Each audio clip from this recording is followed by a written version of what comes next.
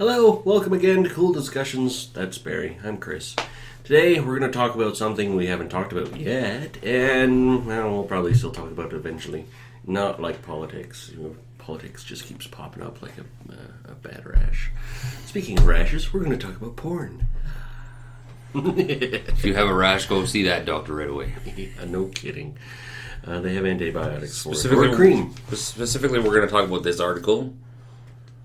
That's why we're talking about it, is because we saw it in this Time magazine. It's an article about a couple gentlemen, or a gentleman. I think there's a couple guys in there who are talking about how porn has affected them in a negative way in the new technological age. In the new reality that it is. When we were younger, we didn't have smartphones. The internet, we're older than the internet. I know that's a little bit weird. I tell my kid that I'm older than the internet, and he goes, "What?" Oh, it's the internet. Yeah. And we didn't have all that stuff, so our sources of porn were, our dad's collection of VHS tapes, or our buddies. Playboy, other type of magazines like Hustler. Or even just the, the magazine on the table. The bra section. Yeah, the bra section, yeah, almost. But nowadays, obviously, we have the smartphones, and everybody's connected at all times. So porn is a lot more accessible to everybody. And these gentlemen are saying that it's caused them some performance issues. Performance anxiety. It's called. They say that they've got it PIED, which is porn-induced erectile dysfunction. Ooh, a name for it too. They have a name for everything. They have an acronym for everything. Well, it's also for everything. Okay. So what these guys talk about is, the having access to porn readily when you're growing up. Does it change how you see the world? Does your sexual stimulation change based off of the overindulgence in porn?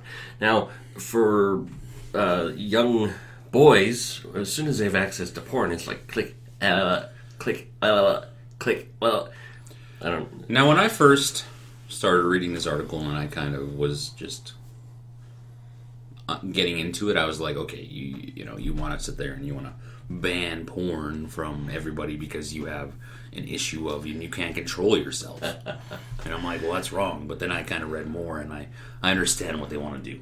Yeah, no. They're saying that they just want an outlet for people who have a problem and who think that they can't get away from watching porn. They're like porn addicts. Yeah. And porn addiction is actually becoming an issue according to the American Psychiatric Society. They've added it to their list of many problems of addiction. Food has become an addiction. Porn has become an addiction. Drugs obviously have been an addiction for a long time, but they're starting to realize it's a mental illness, not necessarily. I just want to know what crosses the line of addiction. Okay, so just say I watch porn and I jerk off 10 times a day. So what? What is it? Does that make me an addict? What if I do it 10 times a day for a month and then I stop for a month? Being an addict is somebody. Okay, if you're jerking off 10 times a day and you're still able to go to work, pay your bills, take care of your family, wash the car, clean the house, blah, blah, blah, blah, blah, you're probably not an addict. If you're jerking off 10 times a day and you barely make it to work, you barely get through work, you get home and you just screw everything, no cleaning, no family, you just start jerking off, that's more of an addiction. So what if you just barely make it to work, barely pay your bills, say screw it to everything, and you don't have any kind of addiction? What are you then? You're lazy. Okay. Yeah. What if so then you're just a lazy man who likes to jerk off? Okay. Okay, that's the thing. I understand what you're saying. There's a whole bunch of different cross. You can have a little bit of personality A, B, C, D, E, F, G. L for lazy. So if you have an L personality and you're lazy all the time, and then okay, fine, you're lazy all the time.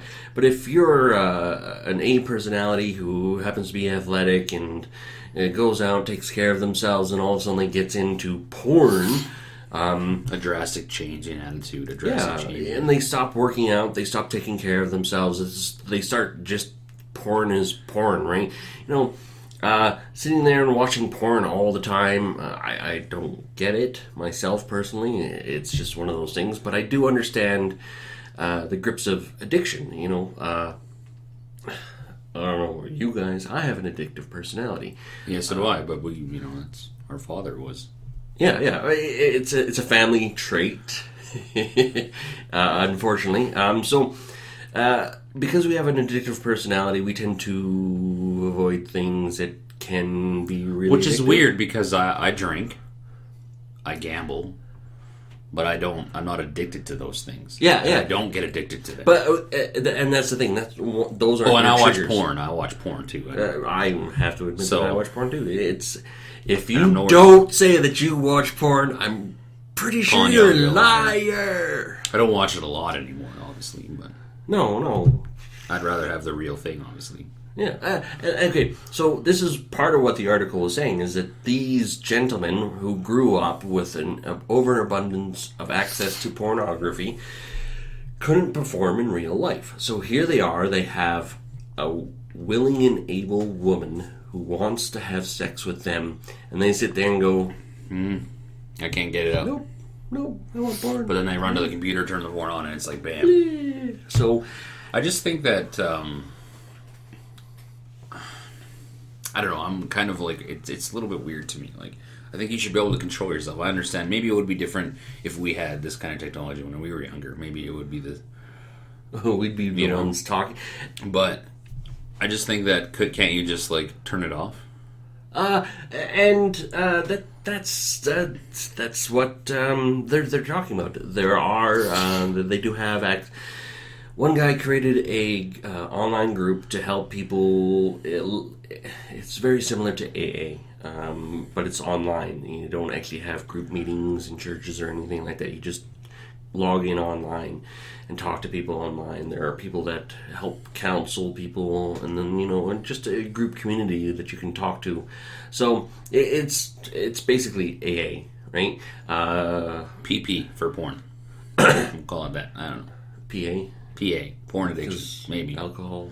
Yeah. Anonymous, Porn Anonymous. Porn Anonymous. They have Gambling Anonymous. I understand that they have a version of Drugs Anonymous, but I don't think they can let DA. I think that like this problem could be avoided if we were able, as a society, to talk more openly about sex and more openly about porn. It even mentions it in this article about how these guys believe that porn should be part of the sex ed curriculum in school, which I kind of do agree with because it is such a big facet of the world now because it's so accessible. You've got Tinder, you've got like porn websites, you've got every social media app can be used in some sort of sexual way, and that's what it'll be used for. It has been used in some sexual way. Every time you go on the internet, there's like just half naked women everywhere, and if you click on one of those links, it's like there's boobs, and you're like, okay, think about it this way: there was a Calvin Klein ad. And it's causing controversy because people are keying into child pornography. It's an upskirt shot. It literally, like, somebody took a picture of the model in Calvin Klein underwear and a dress underneath the skirt, and it's just like it's just an ad. Come on, yeah, you're right. It's just a way to get. But right there is a great example of things being highly sexualized in this society. But I think that we, as a society, over-sexualize things.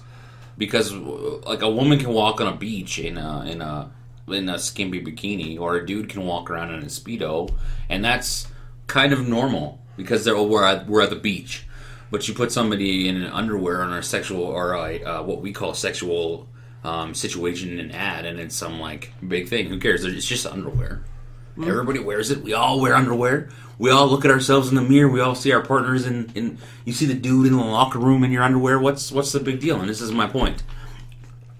I think as a society we need to be more open with our younger generations and talk about this kind of stuff and let them know that, hey, yes, porn is a vehicle for pleasure, but you need to know that, like anything else, like drugs, alcohol, it can be consumed in moderation. You know what I mean? And this is not It's fantasy. What you see on that screen is fantasy for porn. Don't expect this thing to happen in real life. It'd be like if you're watching I don't know, Transformers, and you expect the semi beside you to turn into Optimus Prime. You'd be a nut job. So it'd be the same thing. It would be really cool if you did. It would be cool. It'd be sweet. It'd be like, holy crap. But it's the same thing. You know, you're a nut job if you think that woman's going to take a money shot on the face. Like, no. That's something you talk to with your spouse and partner about things. You know, fantasies are all fine and dandy to have in a relationship. Consensual, though. It has to be 100% consensual. And that's what it is. It's like you say, hey, honey, for my birthday, can I shoot you in the face? And she's like, no. And then that's it. End of story. That's how it works. That's right. But if she goes, yes, you go, okay. Woo! Take it, run with it. You know, I just think that I think that could be prevented. Like, this could be prevented if we were just more open. Okay. And more... So, there in high school, there's a class that you have to take, Coull, Career and Life Management. Now, in that, you still have to take it. Yeah, it's still a course. You have to take it for 3 credits. Is it still you need it to graduate. Is it still the stupid course that I remember. That's the thing. I think that right there is something that needs to change according to what the times are. But people get butthurt because the parents are like, oh, I don't want you teaching my kid about sex. And then they don't teach them about it. It's like... Yeah, so, okay, during COM, there's a part of the class called HAM, and each letter stands for something. It's called homosexuality, abortion, masturbation. Masturbation. Now, back when I was in high school, these things weren't talked about out loud. It's like taboo. Like, if you talk about masturbating, you're like, oh my god. It's like, what? People do it. Who cares? And that's the thing. It's like, you know, at that age, by that age, gosh, I've been masturbating for years. So, you know, it's something I think personally needs to be taught in junior high. Because, and then... I think it should be taught by the parents. I think the parents should be the first one who bring up that kind of thing. I don't think that, because I don't know how, like, a teacher's teaching it to my child. I want to be able to have an open relationship with my children to be able to talk about that. True, but let's not be naive. The problem is a lot of parents aren't going to talk about it. I know, and it's silly. Put your head out of your ass. Don't be naive. Parents out there, you talk to your kids about this stuff. Yeah. They're going to find out about it themselves. Don't let them find out through porn. Don't let porn be their first introduction to sexuality. Yeah. You know what I mean? I know it's going to be awkward. It's going to be weird talking to your kid about that stuff, but just remember what you were doing when you were... It's probably younger now. Equate, like, when you were 16, 17, 18 to, like, 12, 13, 14 now. Yeah, it's much younger. You know, so you need to just educate them, and that's the biggest thing is education. Making sure the knowledge is there, and then giving them the ability to make decisions, obviously, you know. Like, like, don't be power is knowledge. Yeah. Knowledge is power, you mean. Don't be, you know, don't. It is gonna be weird. It's gonna be so weird when I have to talk to my kid about sex. You know what I mean? It's like, Jesus. Well, I'm not looking forward to talking with my girls. No, because unfortunately they're at that right age where social media and sexuality collide, and they're gonna start understanding. I don't understand a lot about social media myself because I just avoid it. So it's going to be difficult for me I can explain one part, the other part would be like, you want to tell me what that means? Don't send nude pictures to anybody over the internet. Ever. Because you never know. You know what I mean? Like, yes, everything is more accessible, but it doesn't mean that we have to make it a bad thing. Having access to things is a good. Yeah. Good. But it has to be used in the right way, and it has to be taught to be used in the right way. And it's not up to the education system. It's up to you as a parent. It's up to you as an individual to talk to your children, to have that open relationship with your children. Okay, yes, I agree. However, I think education is a necessary thing to make it known. Yeah, it is. I found out that my youngest learned about sex ed from her school because I picked up the phone and was talking. It's like, hey, hi, and she's like, penis goes in the vagina. What? That's the first word she said to me on the phone after her, because this is what happened at the school. My youngest was 6 at the time. Oh my! No, okay. They had a very valid point. Shocking, right? Parent hearing penis goes in the vagina. It's like, where did you hear? The mother grabbed the phone. It's like, hold on, let me explain. I'm like, yeah, you better explain that one. She said that the school had an assembly to talk about sex simply to help children avoid being raped as children. If a child, as a youngster, doesn't know what sex is, an adult can take advantage of them and call it something else and totally take a total advantage of them. So if a child knows penis goes inside the vagina, and an adult tries to do that, doesn't have to the child can go, well, that's sex. Does it have to be like so blunt? It could have been, hey, these areas, your private parts, are your private parts for you to touch only. If you have anybody else touching them, that's not right. But I not, hey, penis and vagina is... No, okay, I wasn't there. I wasn't there during the assembly. Yeah. All I heard was her say, penis goes into the vagina, right? So you don't know the whole conversation. I don't know the whole conversation, but I was told that they talked about sex, what the male and female parts were. This is what I mean. And this is what happens. And the meaning, like it's there, the meaning, what they're trying to convey is there. They're trying to get the message across of, hey, this is bad if somebody's doing this to you. But the delivery was maybe a little bit wrong. And this is why I think it's more like I'm going to take it onto my shoulders to educate my children about it. And to tell them, like, hey, you know what I mean? This is what it is. So the parents were warned about this. Mm-hmm. They were given a notice, I think probably only like a day's notice, so they couldn't really pull kids out of school. Because unfortunately, a lot of religious people are going to go, no, I don't want my kids knowing about this. It's like, well, guess what? They're going to have sex. Don't be naive. Whether or not you think they are or aren't. Okay? Yeah. Some of the... when I was in school, some of the sluts were the ones who come from religious families. That's a bad word. Sluts? Okay.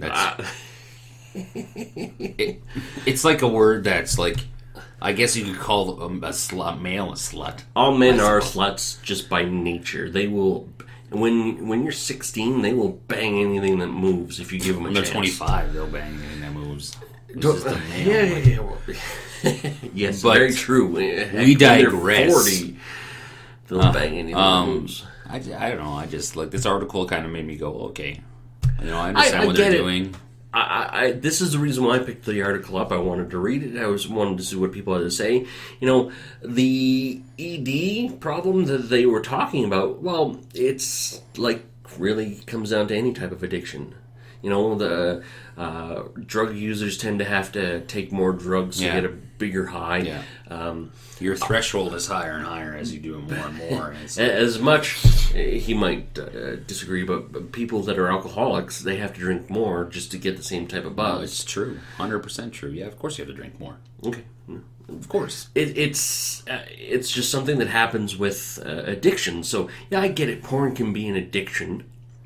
Anything can be an addiction, really. Food is an addiction. Yeah. So, and it comes down to if you have an addiction to something, you practice a form of abstinence. If you're addicted to porn, well, you know what? Stop watching porn for a month. And then they even say this in here. It's like, one of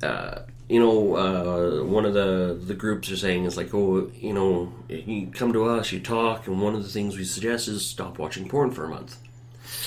They don't say stop watching porn, period, end of story. They say stop watching porn for a month. Take those small periods of time. Yeah, you just stop doing it for a month, and then you can go back to it. But don't go after your month and go all day masturbation fest, porn. And don't try to take it away from other people. Yeah. Like, just because you have an issue with it, it doesn't mean that everybody in this world has an issue with it. I don't... Porn... It should be a regulated industry because of the things that can potentially go wrong.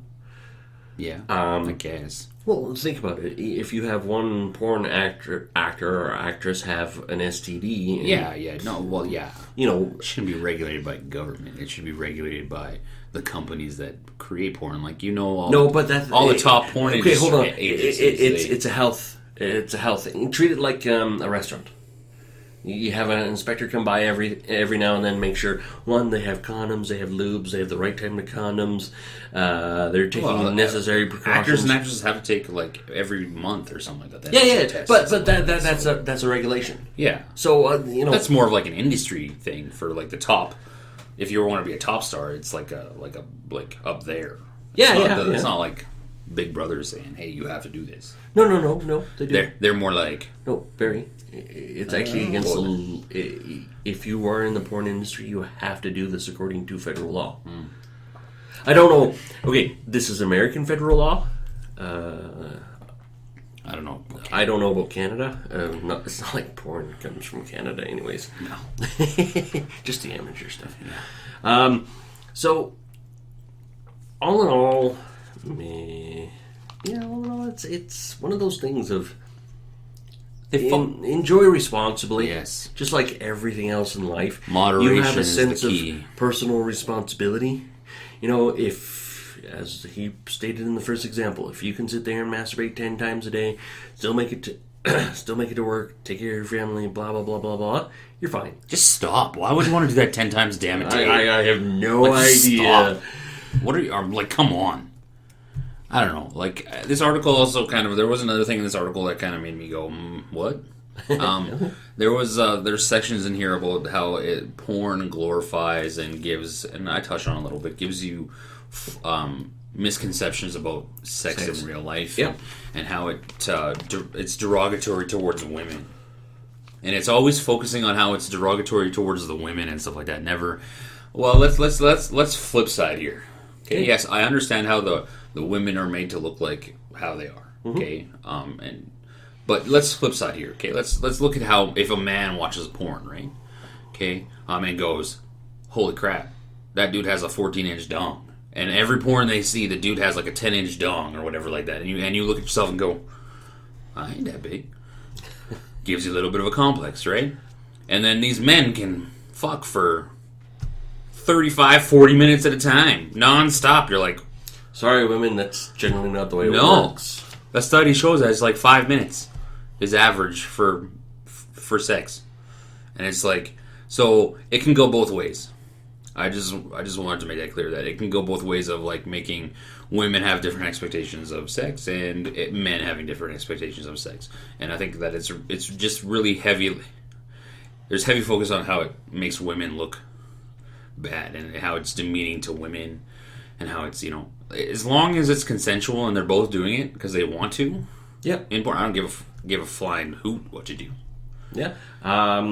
Women are star players. Well, I'd like to think women are star players in the porn industry. They are. They're the main focus. Yeah. It's known that they get paid more than... They get paid more than their male counterparts. So they're the ones who dictate who they can and can't sleep with. So it's nice, but also in general, the people that produce porn, direct porn, tend to still be men. No, definitely, yeah. There are starting to become it's a very male-dominated... Oh, definitely a male-dominated industry. But that's because we're a bunch of sick motherfuckers. That's why men.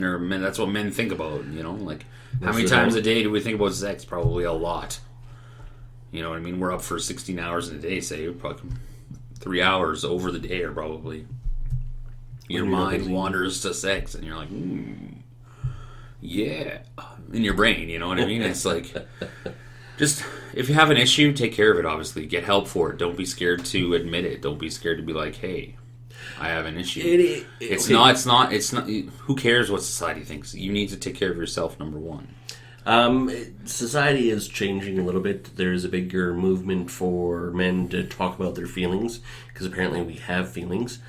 So as the younger generation grows up, let's try not to make the same mistake that we've had made upon us, or because for men, it's okay to talk about your feelings. It's okay to talk about your problems. You know what I mean? It is okay to have problems. You don't have to be that tough, grizzled oil worker, construction man. It's okay to be. You can, but every now and then, if you need to cry, have there a are good cry. Lots of support groups out there. There are different places you can go to. Now there are. And if somebody calls you a sissy because you cry, kick him out of your life. You don't need that crap. Unless he's your friend, punch him in the face. Then kick him out of your life. You don't have to kick him out of your life. Just punch him in the Fine. face. Keep him in your life. I don't care. I wouldn't. You want to call me a sissy because I have feelings? Get out of my life. I don't need to talk. Because you cry in a closet and masturbate with your own tears, probably. I bet you there's a page on the website for that. Probably, yeah. There's some really twisted stuff on there. Yep. Yeah.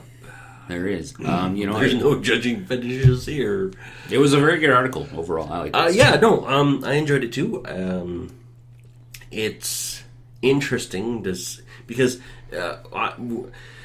when I was young, probably same with you, sex was not talked about. Unless you were having sex with an actual girl, we never talked about masturbation. We looked at porn. Masturbation was like, I don't know if it's the same in high school, but like in school now, but masturbation was like, how you're a loser if you masturbate. And it's like, now you joke about masturbation with your friends. Yeah, that is one thing that, you know what, still, there's no talk about masturbation, actually. I work in a group that nobody's talked about masturbation. Yeah, so we have openly talked about porn. I guess, yeah. And then this conversation we're having has come up amongst some of the guys that are parents, because it's like, you know what, my son has all this access to porn, it must be really difficult for him. I'm thinking, yeah, it probably is. So it is very difficult. It's an interesting society we live in nowadays. Because we have the ability to access all of this knowledge, all of this stuff, we need to learn how to filter it. We need to, not necessarily filter, but we need to know how to, in your brain, you need to know how to walk away. Compartmentalize it and and then go, okay, this is, porn is for this only. It's a yeah. You know what I mean? And if your partner enjoys it with you, that's cool. You guys can watch it and react and recreate and do whatever. You know what I mean? Obviously, you are going to find people like that who watch a lot of porn for their sexual pleasure. But everything needs to be able to filter through your brain and be like, okay, I can't do this too much. I can't do this too much. If you have to ask yourself, am I doing this too much? You probably might be. Yeah. Maybe you should try and take a break. Yeah, and that's at the first thing. Before take a break. If you can actually and if you can walk away from it for say a week, and you don't have an issue with it, if you don't have an issue putting it down, and then maybe you just... A great example would be this: take your phone, put it down, and don't touch it for 3 hours. I couldn't. If you can't not touch your phone for 3 hours, you have a problem. We all have problems, and this whole world has a problem. The same goes with porn. If you can't put porn down for a week, you may have a bigger problem. Then you need to go to the next step and maybe talk to somebody else. Maybe take it to one of these websites and stuff like that. We'll put some links below this video of where you guys can go if you think you might have a problem and stuff like that. Yeah, because again, it's good to reach out. It's good to reach out with any if you're an alcoholic, if you think you have a gambling problem, a sex problem, depression, anything like that. It's good to don't be scared to look like, oh, I'm weak because I have an issue, and it's like the stigma in society that pisses me off. And that stigma is starting to become talked about, at least.